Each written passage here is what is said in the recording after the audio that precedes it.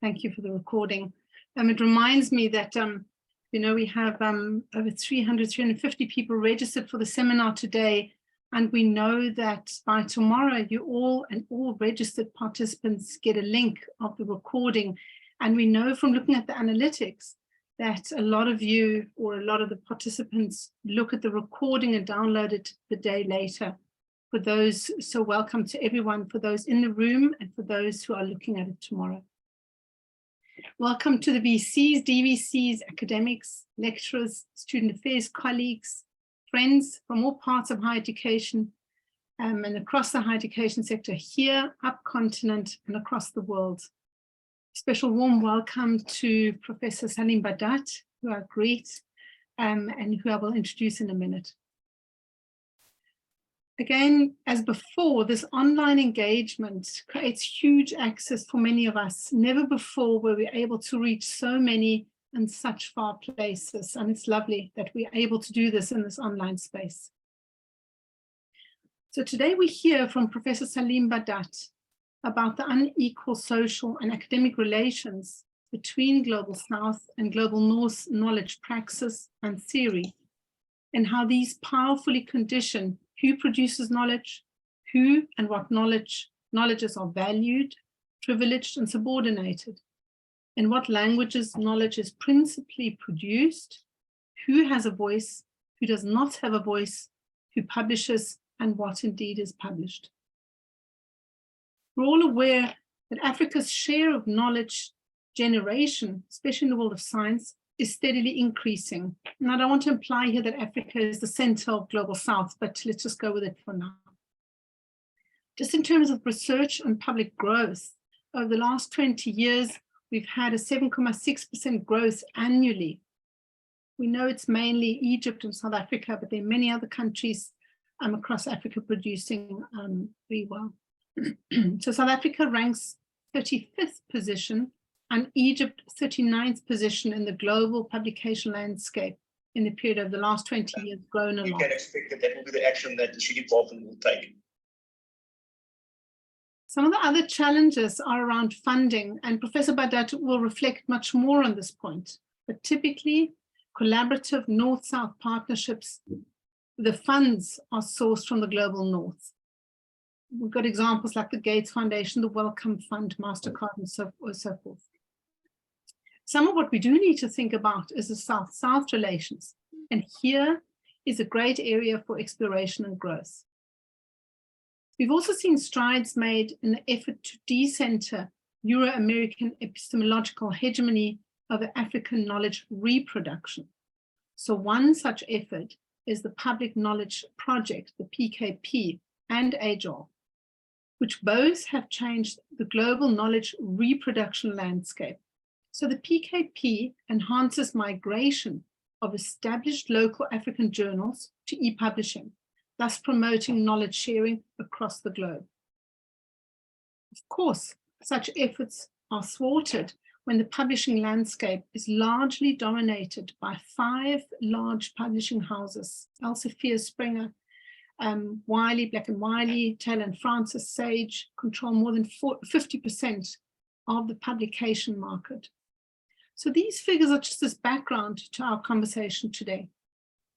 Professor Badat will disentangle the educational, pragmatic, and epistemological asymmetries and explore and discuss how we can contribute to an equitable reciprocity in knowledge production. So now for today, we'll record the session and you will view the recordings. You can view the recordings tomorrow in the YouTube channel. We'll pop that channel into the chat a bit later. Evaluations will also be popped into the chat a bit later. I invite you all to post your comments and questions in the chat for our discussion with Professor Badat a bit later. We're starting in a few minutes and we'll be closing on the hour at 1500. Professor Badat, you're unknown to most of us here, but I want to read your bio, as many are not quite aware of the massive impact you have had over the past 40 years, locally, on the continent, and abroad. Saleem Badat is currently professor at the History Department of the University of the Free State. He holds a degree from the University of KwaZulu-Natal, Boston University, and a PhD in sociology from the University of York. He began his academic career in 1989 at the University of the Western Cape, where he became the director of the Education Policy Unit. In 1999, he was appointed the first Chief Executive Officer of the Council on Higher Education in South Africa. Between 2006 and 2014, Professor Badat served as a Vice-Chancellor of Rhodes University. Between 2014 and 2018, he was the first Program Director at the Andrew Mellon Foundation in New York.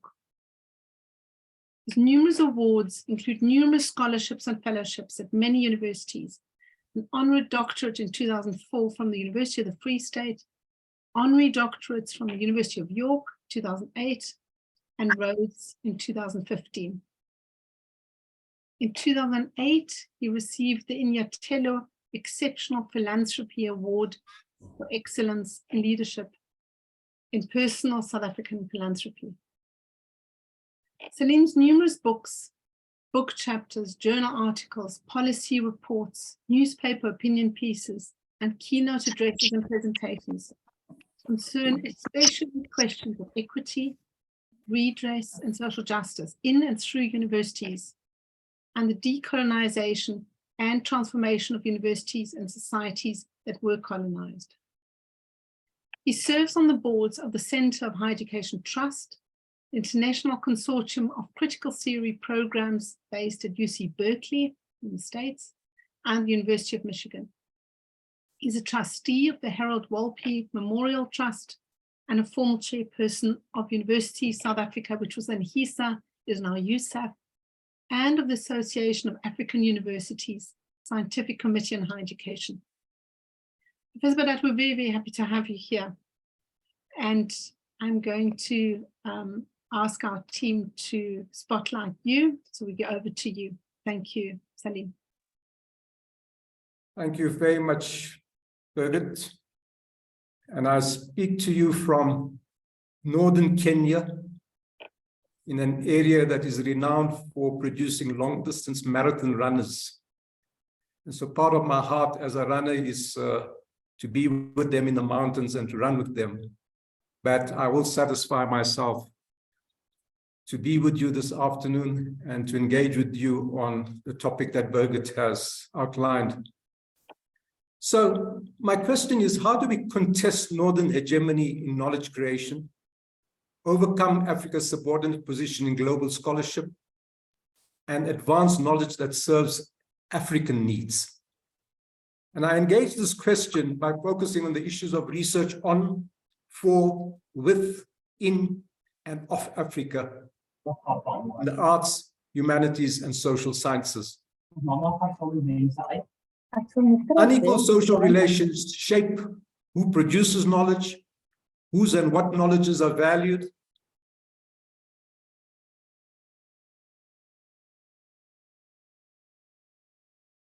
Saleem, you've just gone muted. There's a background noise that starts. Yeah, I know. It sounds like someone's mic is on. So shall I start again? No, it's good. We heard you after the running. I know you had ambitions in the running. Okay, right. So to get back to our topic and forget about the running for the moment. So my question is, how do we contest Northern hegemony in knowledge creation, overcome Africa's subordinate position in global scholarship, and advance knowledge that serves African needs? And I'm focusing on this question through the issues of research on, for, with, in, and of Africa in the arts, humanities, and social sciences. Unequal social relations globally shape who produces knowledge, whose and what knowledges are valued and privileged and subordinated, in what languages knowledge is principally produced, who has and who does not have voice, who publishes and what is published. They also shape the knowledge orientations and agendas of universities and impinge on the creation and the sharing of knowledge. We know that unequal relations in the field of knowledge in turn reproduce unequal relations in the economic and political spheres between the North and the South. And recent years have seen struggles to contest hegemonic Western thinking on and approaches to knowledge. And these struggles, I want to submit, are critical for liberating scholarship from old, tired, and pernicious orthodoxies, which actually impede knowledge making, arbitrarily value certain modes of knowledge making, and ultimately constrain thought and research. And these struggles are critical too for creating African universities, as opposed to what we currently have, which are imitations and mimics of universities in the colonial metropoles. So let me begin with the question of research on Africa. What is the purpose of undertaking research on Africa and on issues related to Africa? And this purpose is neither self-evident nor without dispute. One intention may be to advance understanding of our natural and our social worlds and enrich our scientific and cultural heritage through producing new knowledge. Another purpose may be to grapple with contemporary and urgent problems and to seek solutions in the forms of policies and technologies. Beyond the question of purpose is that of interest. Whose interests does research on Africa serve? Whose interests are ignored? And whose interests should be served?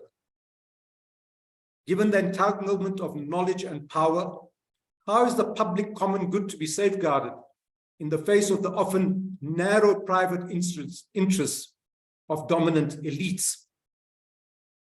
Given competition among social groups and nation states, what should be the concerns of research on Africa? What research should be prioritized? What should be the key goals? What strategies should be used? And how should research be resourced? Should scholarship be concerned only or largely as it is today with economic competitiveness and growth, contemporary political and social problems, and questions of immediate relevance as usually defined by elites and governments? Ultimately, what are African goals, priorities, and questions are both the objects and the outcomes of struggles between and within different classes, social groups, and institutions. So I turn now to another question. Does research on Africa, wherever it may be undertaken, create knowledge that is for Africa? We know that it often does not. Asymmetries between the global South and North mean that inequities in resources and infrastructure for research and publishing often compromises research pertinent to African needs and goals. However, the question of research that is for Africa is not without problems. Knowledge making for Africa is not about propaganda that masquerades as research or research that only serves elites. Advancing knowledge and for Africa means grappling with urgent problems and seeking solutions to those. But it also means testing the knowledge produced by previous generations. It means undertaking research into the most arcane and abstract issues and the most theoretical and intractable uncertainties of knowledge. And it also means delving into issues that are not immediately relevant to others, and most often politicians, but have the proven potential to yield great future benefit.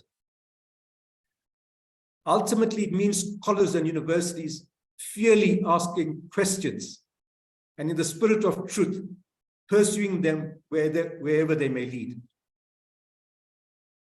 At the same time, Edward Said provides wise counsel. There is always something radically incomplete, insufficient, provisional, disputable, and arguable about humanistic knowledge. We must be critical of humanism in the name of humanism, not least because our experience of Eurocentrism and empire reveal how humanistic thought has justified all kinds of horrible abuses. Our task is to fashion a different kind of humanism, a humanism that is cosmopolitan, rather than a parochial Afrocentrism or an unacceptable alternate universalizing that replaces Eurocentric universalizing.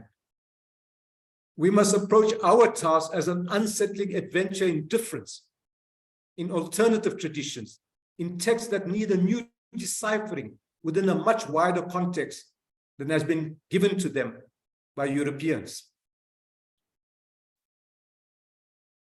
Global North interests in research on Africa linked to their ideas on internationalization is ultimately connected with national economic and political interests and also specific institutional interests of universities. It occurs within a persistent asymmetry and practices that assume the superiority of Western modes of knowing and theorizing, and they confound equitable North-South relationships. We, I believe, must insist on a different internationalization logic: social solidarity, global public good, respect for difference and diversity, social inclusion, reciprocity, and mutual benefit for countries, institutions, and individuals. Not the kind of America first that is shoved down our throats by people like Trump. A commitment to research that is just not on Africa, but also for Africa, and that advances African goals, priorities, and interests.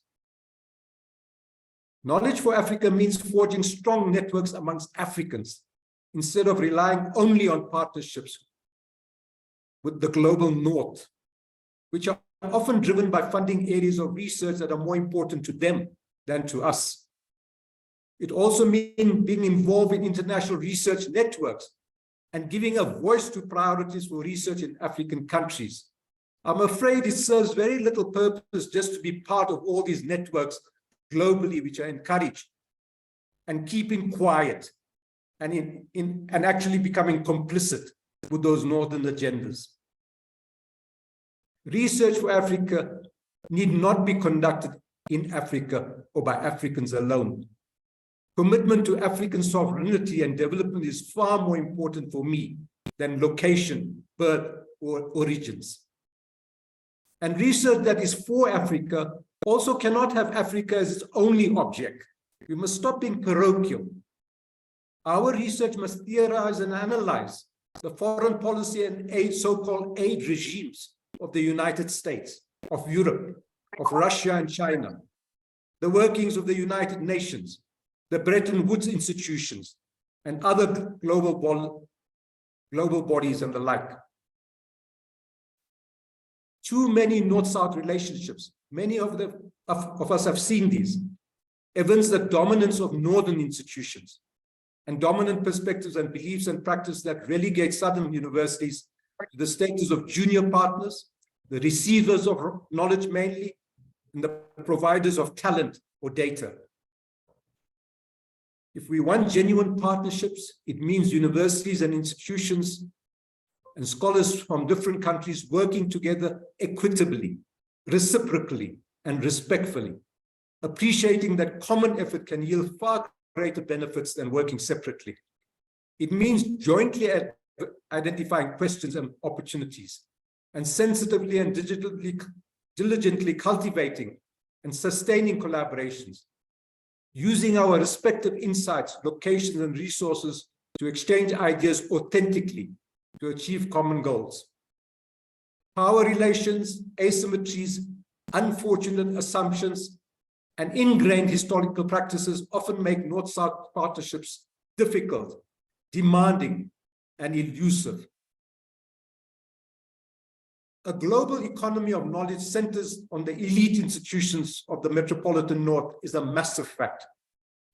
It shapes established disciplines and new domains, and it affects training, funding, research methods, publication, prestige, and recognition. Birgit said earlier, 5 publishing houses dominate the globe, and they're all in the North. The concepts of academic dependency and extroversion denote how Global South scholars are orientated to and dependent on the institutions, the concepts, and techniques of the metropole, and how the intellectual labor process in the Global South is arranged to confer Global North institutions predominant authority. This authority is exercised directly when the Global North funders define the problems for researchers in the South, or indirectly to practices as researching within an established methodological framework, or teaching curricula that are essentially borrowed from and modeled on those of northern universities. But at the same time, Global South scholars are not merely hapless victims, passive of extraversion. Individuals and institutions contest and push back against unequal relations, creatively exploit opportunities, and advance knowledge from the Global South. I mean, the question for me really is whether enough of us and enough of our universities really do this, or whether too many of us kowtow to the global north when it comes to knowledge.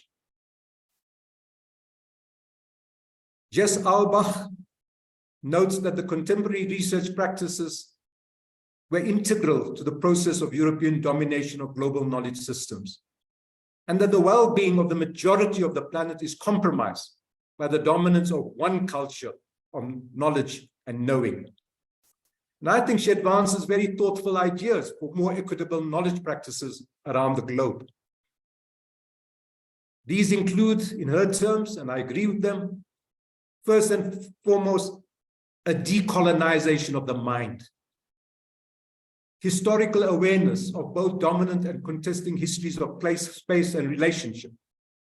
The decolonization of data, a diversity of lenses through which sources are interpreted. Epistemological, theoretical, and methodological innovation, instead of just aping and borrowing. A decolonization of expertise and who we consider to be experts. It includes inclusive teams and a substantial diversity that is not just skin deep. And it includes also fundamentally a place for relationship, care, and commitment, as opposed to just careerism. I want to turn to the final issue of research with Africa and then for Africa. Beyond research on Africa and for Africa is a question of research with African universities and scholars. It means meaningfully involving African scholars who possess theoretical, methodological, and empirical insights that are shaped by place and space. And it means contributing to Southern efforts, not imagining you can do this for us, contributing to Southern efforts to build institutional capacities and individual research capabilities. And collaboration with African universities cannot be limited to research on Africa, even if it is for Africa. Globalization and neoliberalism have accentuated old economic and social problems, and they've triggered new problems at local, national, and global levels. If planetary changes have acute implications for Africa, they are global in nature. The vast and complex challenges that confront humanity must be studied collectively and from multiple perspectives that span disciplines and fields. But it also requires a transnational and global concept of public interest and public good that is quite opposed to ideas like America first. It is strikes that arts, humanities, and social science research on Africa must occur principally in Africa and be undertaken by Africans. Yet we know that such research is poorly funded in most African countries, and few dedicated research centers exist. Social science publishing out, but Africa's contribution to publication remains negligible. Aside from inadequate public support for universities, the social sciences, and especially the arts and humanities, we experience problems in all those areas. We also know that trying to harness our universities for economic and political advantage means that knowledge generated by natural, medical, and business sciences and engineering is privileged everywhere. The perverse obsession with global rankings reinforces such privileging, as does the chase for research subsidy by universities in South Africa. It seems today that the subsidy is far more important than knowledge. The arts and humanities are either benignly tolerated or outrightly neglected And yet the late Thandika Makondire has advanced many good reasons why they should not be neglected. So some of the key tasks, I believe, are, firstly, to cultivate and sustain institutional capacities for education and scholarship, including support for research institutes, centers, and the like. To promote innovative decolonial curriculum and pedagogic initiatives, while at the same time we argue about decolonization and don't take it for granted and assumed. That we need to build postgraduate programs that produce outstanding graduates. And that we strengthen scholarly collaboration networks and publishing within South Africa, within Africa and the global South. But it all begins, colleagues, with thoughtful undergraduate programs taught by dedicated scholars, not job seekers, that graduate capable students. Increasingly, our universities are in a danger of providing students physical access, but not epistemological access and opportunity and success. And we are in danger of promoting largely private interests rather than public common good. The critical agents of renewal, development, and transformation must be us as African scholars, universities, nation states, and Pan-African institutions.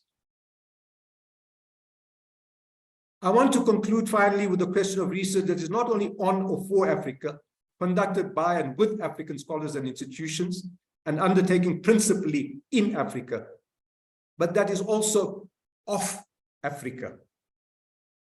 Colonialism and apartheid wreaked havoc, not only on indigenous people, indigenous and Black people physically.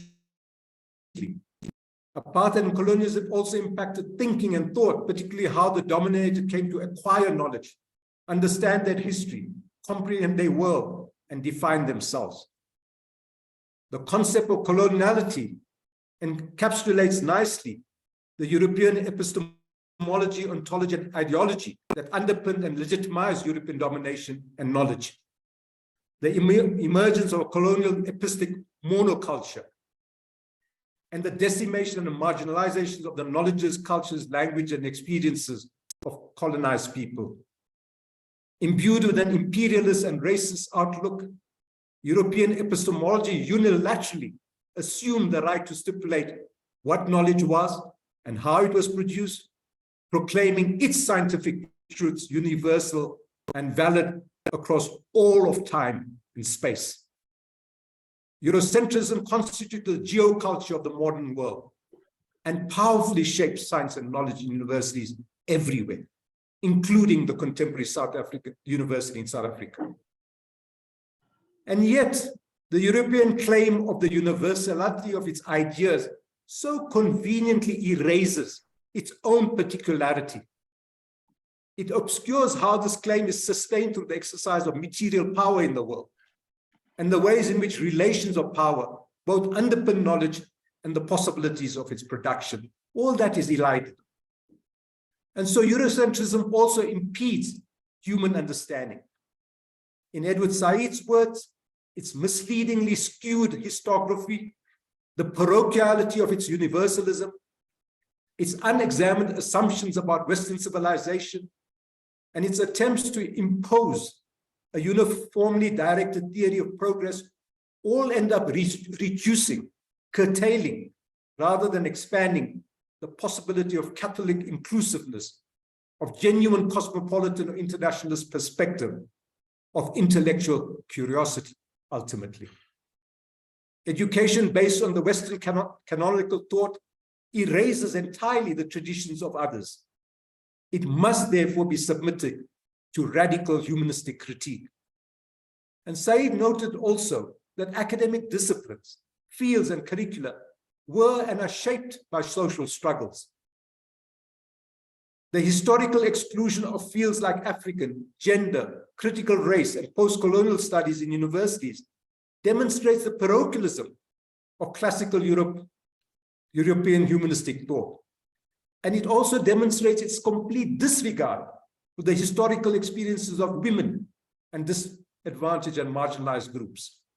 Even today, Critical race theory is under attack in the United States and is literally being banned. In positioning itself as the wellspring of universal learning of science and philosophy, Western Enlightenment thought treats the non-West, us, primarily as a place of parochial wisdom, of antiquarian traditions, of exotic ways and means, of unprocessed data and reservoirs of raw fact, from which they, Euromodernity, might fashion its testable theories, its transcendent truths, its axioms and its certitudes, its premises, its postulates, and its principles. And yet, crucially, this epistemic dependency of countries in the global south and of us as scholars and intellectuals is not an original state. It is the product of colonial subjugation and unequal relations over the last 600 years. So what is to be done? For Walter Mignolo, political and epistemic delinking and decolonizing knowledge and decolonial knowledges is critical for imagining and building democratic, just, and non-imperial colonial societies. Delinking means jettisoning Eurocentrism and its assimilative and isomorphic rationalities. And yet, it is not a turn to nativism that harks back to some pure and glorious past or some anachronistic nationalism that's the answer. Rather, we have to appropriate, subsume, and redefine the emancipatory rhetoric of modernity in order to understand citizenship, democracy, economic relations, human rights, and humanity beyond the narrow definitions of European modernity. It is to study Africa and the global south from inside and to generate endogenous intellectual discourses that enable Africans to speak for themselves, about themselves, in a non-hegemonic conversation with the rest of the world. A decolonial epistemic perspective requires a broader canon of thought than simply the Western canon. It is not good enough. It must be the result of the critical dialogue between diverse, critical, epistemic, ethical, political projects towards a pluriversal as opposed to a universal world dominated by a single power. For Ramon Grossvogel, it means a horizontal liberatory dialogue as opposed to a vertical Western monologue. And it requires the decolonization, of course, of global power relations and the unipolar world that we suffer under. That is true, the decolonization of global power relations. But currently, let's be honest, we are some distance from that. And it's hard to envisage our elites in Africa, our states, university and scholars embracing political delinking for all kinds of vested interests. Given this, perhaps the optimal strategy may be for scholars, universities, Pan-African institutions, and supporters in the global north to mobilize on various fronts and in different ways for at least four things. Firstly, to insist on global north humility about their knowledge claims and an end to epistemological colonization. Secondly, the de-imperialization of epistemology, theory, and methodology. Thirdly, the decolonization of knowledge in all its complexity without being seduced by easy answers. And finally, global South inclusion and access at all stages of research as critical preconditions of knowledge sharing and research participation. In other words, don't come with your fully formulated proposals and ask us to sign onto those. It can be done in a different way. For African scholars, the challenge is to formulate and apply intellectual theories and categories that draw on African conditions and the concrete experience of us as African historical agents. The challenge for universities that seek to become African, and I don't take it for granted that our universities want to become African, but if they do want to become African, then the challenge is to build new academic and institutional cultures that genuinely respect epistemological difference and diversity and social justice in knowledge making. So if Eurocentrism and Northern hegemony result in global cognitive injustice, the struggle for global social justice, if it's going to mean anything, must also be a struggle for cognitive justice, because a lot of the problems stem from there. Diversity is crucial for cognitive justice. A diversity of knowledges, unmuseumized and dialogic, is an anchor for an inventive democratic imagination. And as Shiv Viswanathan argues, pursuing cognitive justice means being alert not only to other forms of problem solving, but also to diverse communities of problem solving. Democratic imagination is an exercise where conversation, reciprocity, translation create knowledge, not as an expert, almost zero-sum view of the world, but as a collaboration of memories, legacies, heritages, a manifold heuristics of problem solving. And so the task of scholarship then becomes to deconstruct the standard narratives based upon the universalization of parochial European histories. It is to provincialize ideas that are based on European experiences, but universalized globally. It is to reconstruct global narratives on the basis of empirical connections forged through histories of colonialism, enslavement, dispossession, and appropriation. And it is to build counter-hegemonic understandings and uses of concepts which are Eurocentric, such as human rights, the rule of law. Yes,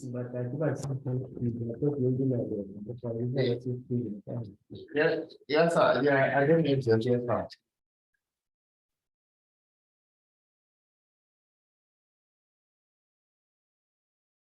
To close, the tasks are enormous. Let's not pretend otherwise. It requires, in Said's words, intellectual performances on many fronts, in many places, many styles that keep in place both the sense of opposition and the sense of engaged participation. It calls for the collective intellectual, shifting collections of thinkers and actors who work on common questions and play an irreplaceable role by helping us to create the social conditions for the collective production of realist utopias.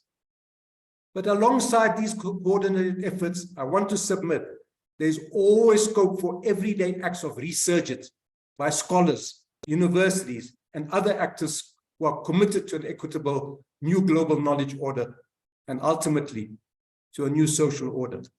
Thank you very much.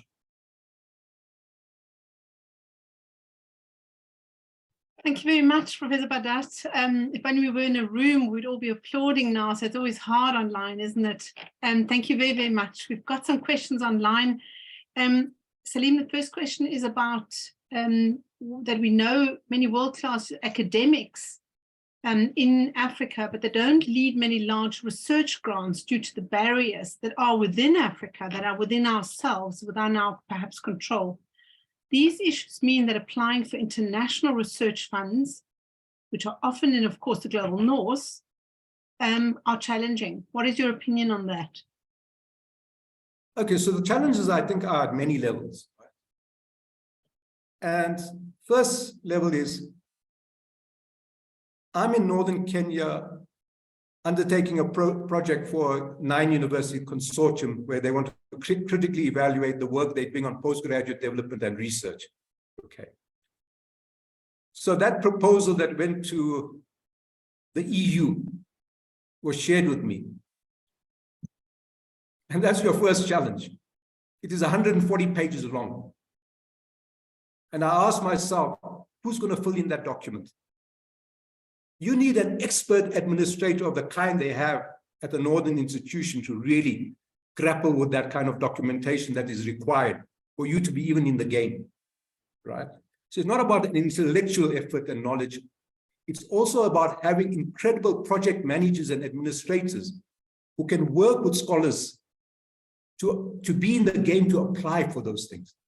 And when I look at that, one of the lessons I take away from me is that unless we have that kind of staff to support our scholars and researchers those proposals are all going to be written in the North because they are hugely demanding to put together, right? I was daunted when I saw that proposal that was shared with me in terms of the information they require and so on.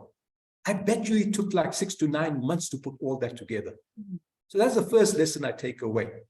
As much as we have outstanding scholars and so on, do our universities have the kind of specialist support administrators to help our researchers to put together those proposals, to provide the progress reports, to provide for the accounting that they require and so on. So that's one challenge, I think.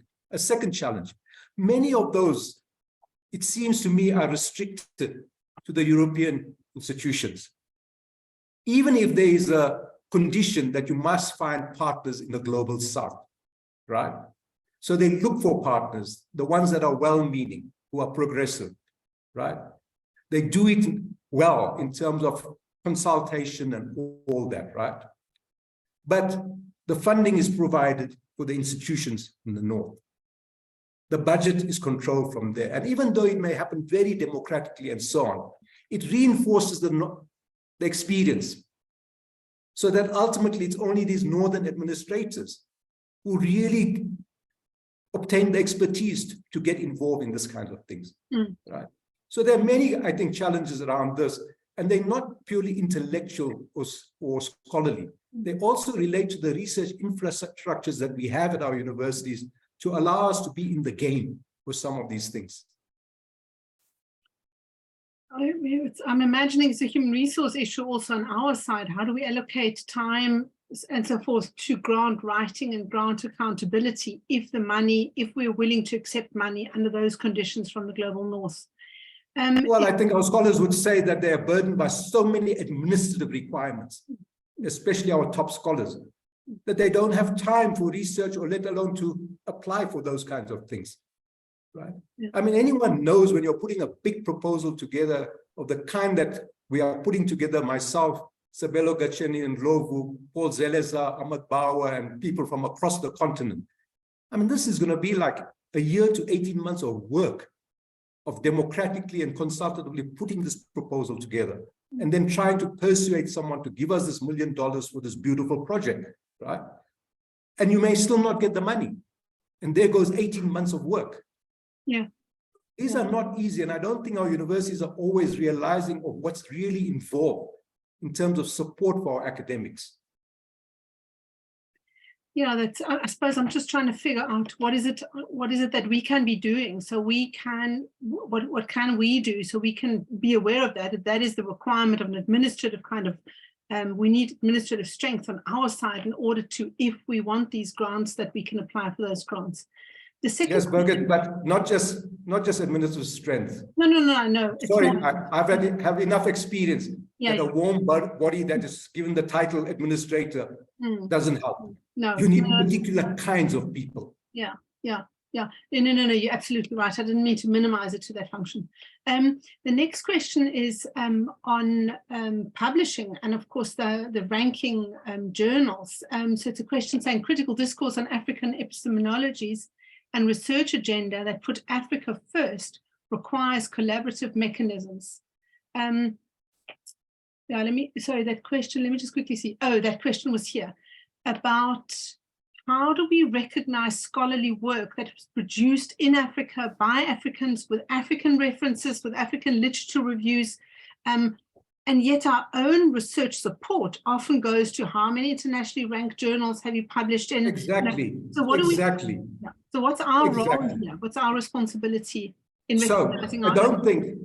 I don't think it's a zero-sum situation, right? I would want to encourage the early career scholars that I mentor to both publish locally and globally, right? That there should be no boundaries, right? But at the same time, there are universities in our country that reward you more if you publish internationally. They put more money in your pocket, right? They give you more research funds in your account if you publish, right? We know those universities. Okay? So maybe they need to rethink what is it that they're playing at, right? And it's all about rankings. And yet we know these rankings are destructively perverse. right? These rankings have been structured around notions of world class that didn't even exist 10, 15 years ago. Are there solid objective criteria, or have they just been read off from Harvard, Princeton, Oxford, and Cambridge? Right? And so I think we must take a deep look at ourselves as universities also, and what games we play, and why we play those games, and how we reward. And it's not just our universities. It is our entire funding framework in South Africa. So we speak a radical language of transformation, decolonization. Look what the research funding framework does and the perversities it introduces at our universities and amongst our colleagues. Yeah. And that's why we have the chase for subsidy, not because of a love for knowledge. It's all about subsidy to balance the balance sheet of the university. Yeah. Saleem, I see Professor Zinn was saying exactly the same, how we are often entrapped in, when our reviews come of articles that we want to publish or manuscripts, the review comes, says we haven't considered the global north and so forth. And we're somewhat forced into that to reference global north knowledge sets and to publish in global north journals. And we ourselves, our own policies, in a sense, lead us and seduce us into that. But you spoke about the ranking. So the other thing, Birgit, the other thing, right? So I'm not opposed to publishing in outstanding journals wherever they may be, whether they're located in China or in Brazil or in the United States or wherever, right? But I think we need to think of why we want to publish in those, right? Because I also would like to think that we would like to shape thinking around knowledge. And that's part of our task, rather than just cede that to the North, as it has been for hundreds of years, right? Because that is about de-imperializing, okay? That is about decolonizing and so on. But I think the simple kind of, mantra of publishing in journals in the North is the apex, needs to be rethought. And I think it's going to differ for different disciplines too. I would like to think in arts and humanities and social sciences, where the concerns are with our local and our regional and our national, that we should take pride in publishing in more local journals, right? The other thing is, again, coming back to the funding framework. For heaven's sake, I just wrote a review of a very good book published recently. And to my shock, I was asked for money.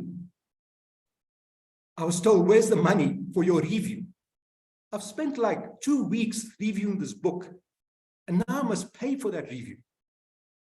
So DHET, can you please wake up to the fact that our journals need support, that your framework, which is rewarding people at universities through these subsidies and creating all the perversities of plagiarism and so on, right, doesn't solve the problems of having journals that are adequately supported. So there are a whole lot of things that are within our power and authority to do. Why don't we do those things? Because it seems to me that our funding framework is neoliberal par excellence. We speak the language of transformation, decolonization, but our universities and our system is structured by a funding framework that is perverse.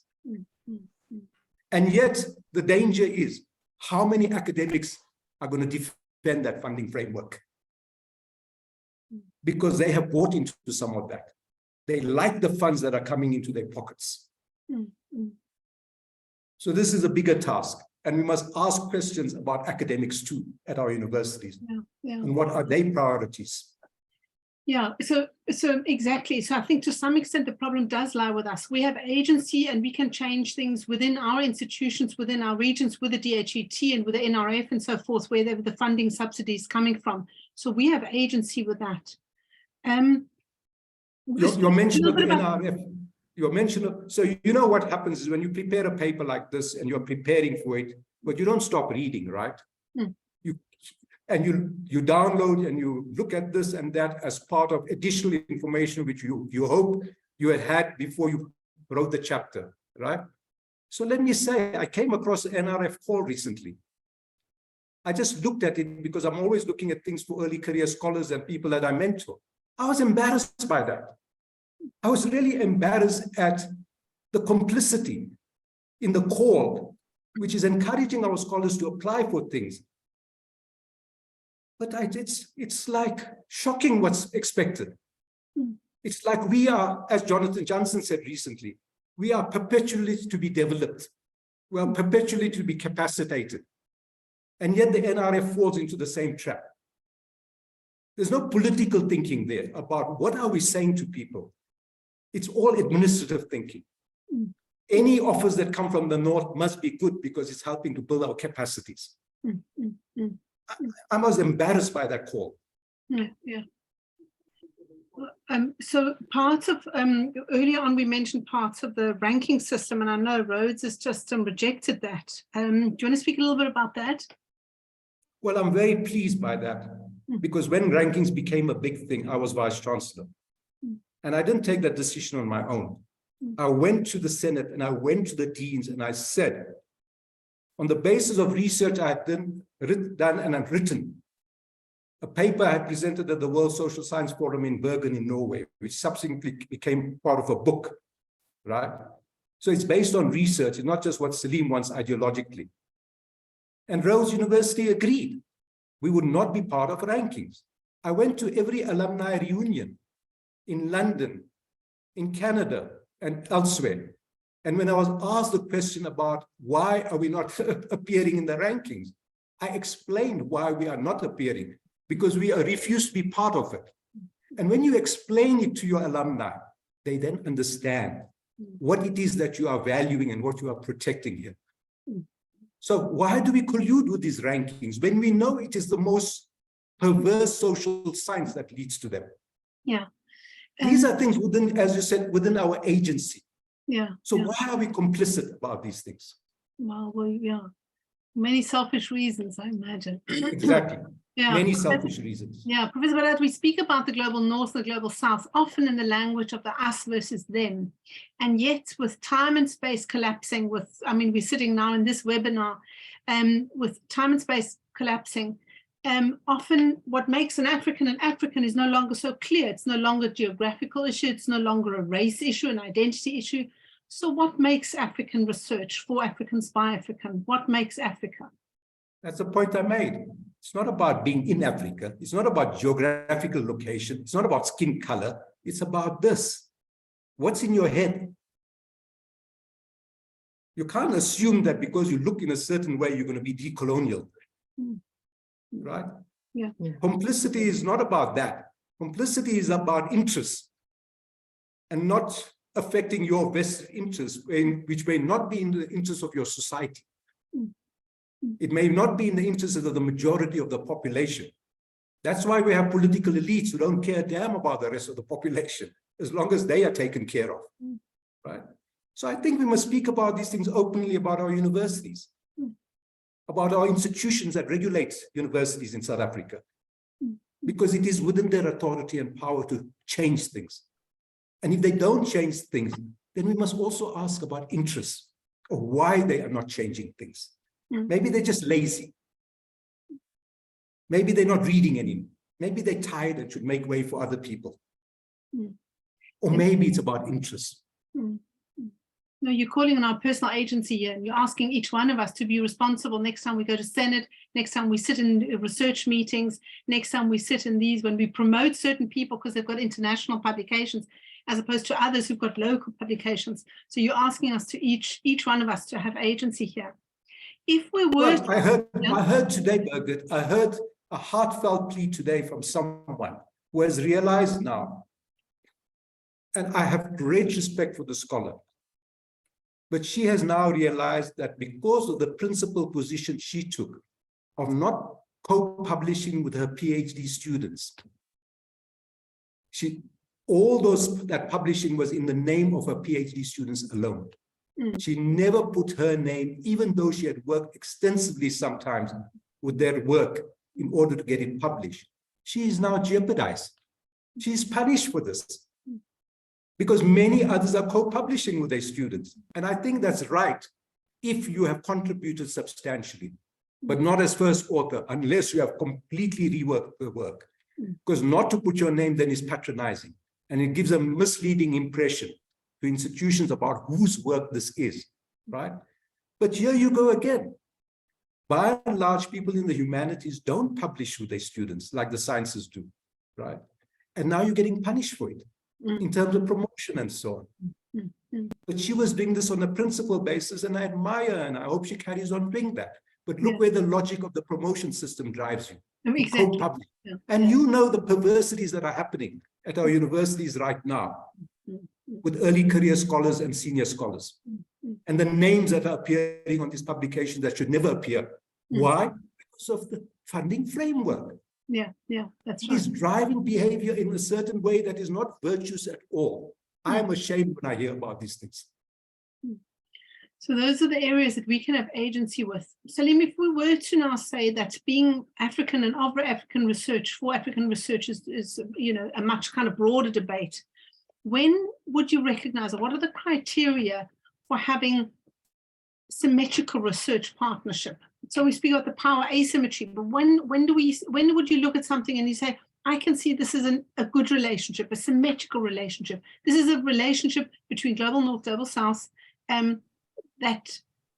What metric would you apply? What do you look for? So I think that's the kind of thing, rather than it coming out of Saleem's head, the kinds of things we should be having a discussion around. The kind of thing that NRF, for example, rather than just chasing all these collaborations and seemingly seeing this as administrative, doing a good service to our scholars and our universities, entering into all these partnerships. Can we interrogate the nature of these partnerships? Right? And even if an institution has to be in the north that applies for it and houses the money, I've seen enough good partnerships that circumvent that. Right? Nothing tells you that everything in that document must come from the northern partner. You can involve the southern partners right from the outset, so that it is a genuinely collaborative experience from the start in terms of the research project and so on. If I may use one example of a more positive aspect of the Mellon Foundation in South Africa, right? The Mellon Foundation never dictated to any university around any research project or proposal. The Vice-Chancellor had to sign off those projects and proposals, or the Mellon Foundation wouldn't even look at it. That funding was provided with no conditions, except that the university thought that was important for its own research development and so on. Right? There are very few funders like that, by the way. Okay? But there are examples, and as you know, there are now these charters that are being developed, and that's welcome, about how to structure these relations in the most ethical way and so on.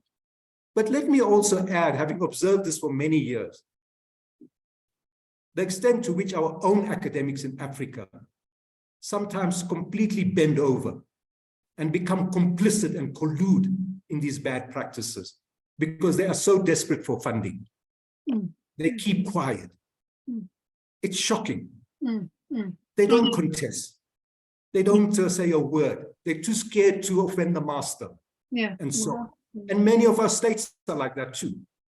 So that's why I say the ideas, the radical ideas that I embrace, right, around epistemic delinking and so on, are not likely to work given the context we are working in.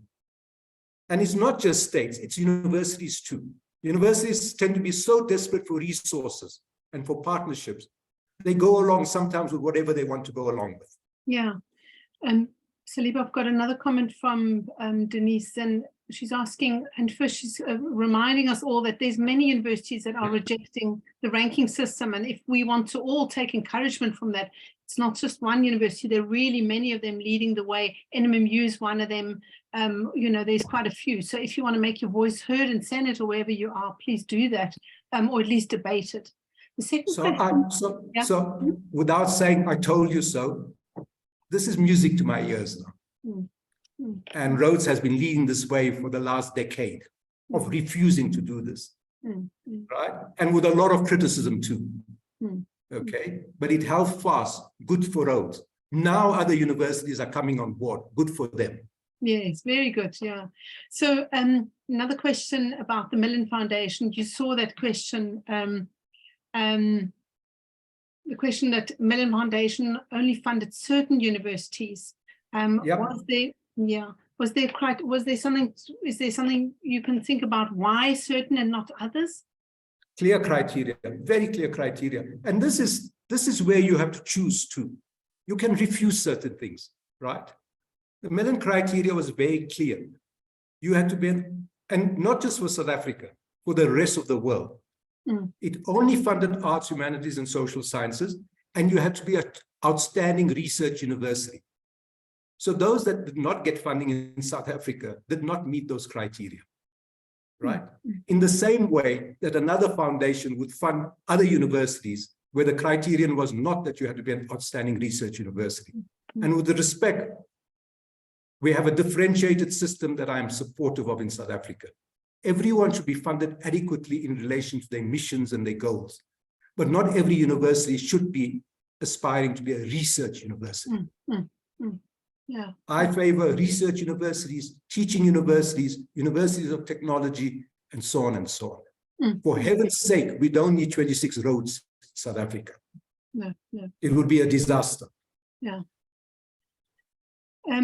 Professor, I know the time is almost up. I want to just mention, certainly what I'm taking from this is that the important part in trying to do symmetrical research or in a way where there feels an equal relationship has to do with what you said is about being transnational, it's being about diverse, it's a pluriversal world where not just one version of the world prevails, which is the global north, not just one version, and neither should the other version just prevail, which would be a parochial, just saying there's something unique or special or, particularly worthy in Africa that is about Africa. So it's about having both voices, it's about sharing, it's about a combination of those realities.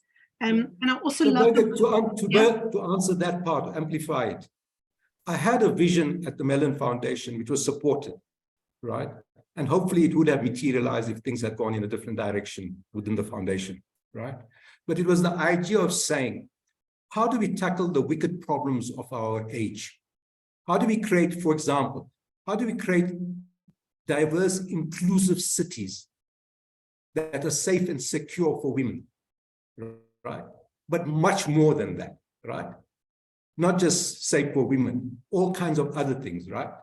And for me, the path to that was to bring around the table an incredible interdisciplinary conversation between architects, engineers, town planning, sociologists, anthropologists, feminists, and so on. Multiple disciplines, but not just that. Scholars who think in different traditions, an Arab tradition, right? A Persian tradition, an English tradition, a Chinese tradition, different modes of intellectual thought, different ways of knowing, and so on. Put them together in big global projects, and I'm absolutely clear beautiful things would come out of that. Yeah, and it's but also the challenge is also not just the different intellectual traditions coming from different parts of the world. It's getting our scholars who are in engineering and architecture and sociology and so on to work together, to think together around these wicked problems. Yeah. And I think earlier on somebody was saying, I forgot who it was, saying that we also need to listen to each other's voices. So when we keep looking to the global north, rather than seeing what's to the left and right of us, which is what you said is the horizontal kind of lens of saying kind of who else is in the global south, who can we listen to and partner with in a horizontal kind of way, not just in a sort of power differential kind of way. Part of the problem, of course, there's not much funding to be had. The day before I took up my new post at the University of Free State as research professor to do research and mentor young scholars, I had an offer from what I consider a really far-thinking Vice-Chancellor. And because I'd committed myself to Free State, I was not going to go back on that. But it was a beautiful offer.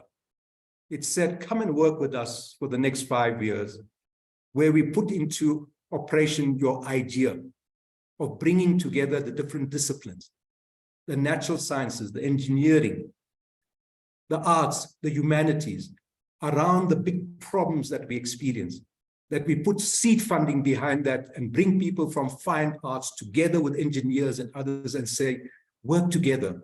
here's the seed funding. Do it around the wicked problems that we experience in South Africa. But it's not only about immediate empirical research for solutions, you know.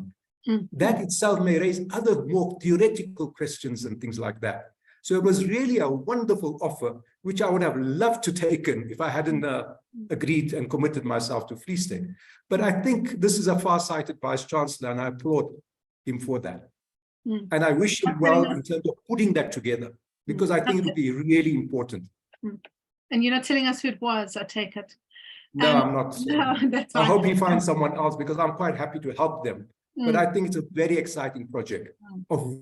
You know, for example, I'm speaking about arts, humanities, and social sciences. I'm highlighting a very important fact, that the people in the arts and the humanities and social sciences don't even speak to each other. Let alone speak to the engineers or town planners and so on. They don't even speak to each other in that field. And the multidisciplinary approach, of course, is part of that diversity in the pluriversal universe, that where we accept each other's discourses, you know, where the different discourses meet. That's the most exciting thing. Can you imagine being in a room like that? It's not about the social diversity alone, in terms of gender, in terms of linguistic, in culture, all that. It's the intellectual diversity. It's the different traditions you're bringing onto the table, right? And you can present the wicked problems in music, in art. Universities have done that in the past. Around the AIDS issue, as we'll know. The incredible plays that were put on at Rhodes and taken into the community. I mean, it was brilliant stuff, right? And we neglect those kinds of things about how you can use the arts, literature, music, and so on to encapsulate the problems that we are facing and so on. Right? In the way, I'm sorry that engineers and architects cannot do on their own.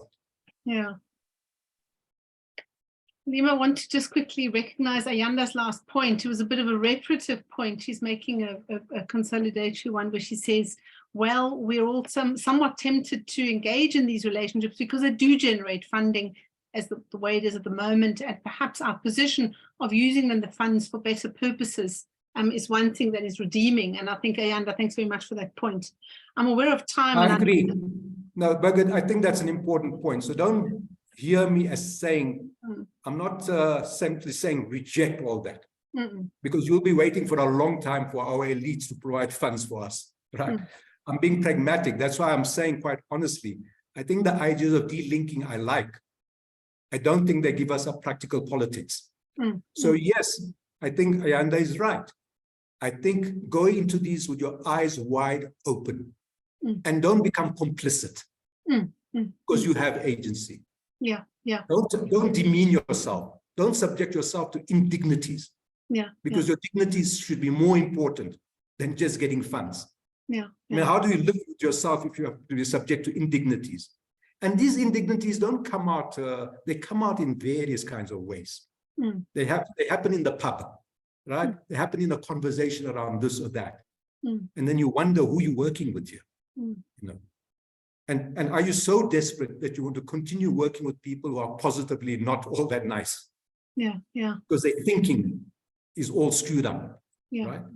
So I think this is a real challenge for us. It's about, as you say, it's about being aware of not being complicit, not being seduced into relationships that compromise us, and to hold on to these values that you spoke about, the diversity, transnationalism, and asserting a pluriversal world that asserts multiple kind of versions of reality, not just the African geographical and race-based, but you know, that in multiple sort of ways. Professor Badat, we have to finish, and I'm so grateful for your time and for sharing your thoughts with us. I want to let everybody know that we do have this recording. Of course, it'll arrive on your desks tomorrow, and you can download it and listen to it again. As we know, Professor Badat has published many books, written many books, and a lot of these thoughts are contained in those books. So I want to thank you very much for your time of being with us, Saleem. I also want to thank you very much. I want to thank in the background our tech team. I want to thank Yusuf and Helm, Dr. Oliver Seal for making this possible. I want to thank all of you for making the time to being here, and I want to call on your agency and activism in this regard. And Saleem's given us many pointers on how to do that. Thank you very much for being here. Just a quick note about the next Engage. It'll be on the 30th of May. We have Professor Kopana Ratele speaking to us about the pleasures and poisons of toxic masculinity. It's in about a month. And I will share that, we will share that with you again. And so we will see you in about a month. And I thank you very much for the evaluations and the links that you can download here from the link. And we see you again in about a month. Thank you very much. Have a wonderful rest of the day, afternoon, evening, wherever you are in the world. Bye-bye. All right, thank you. Bye-bye. Thank you.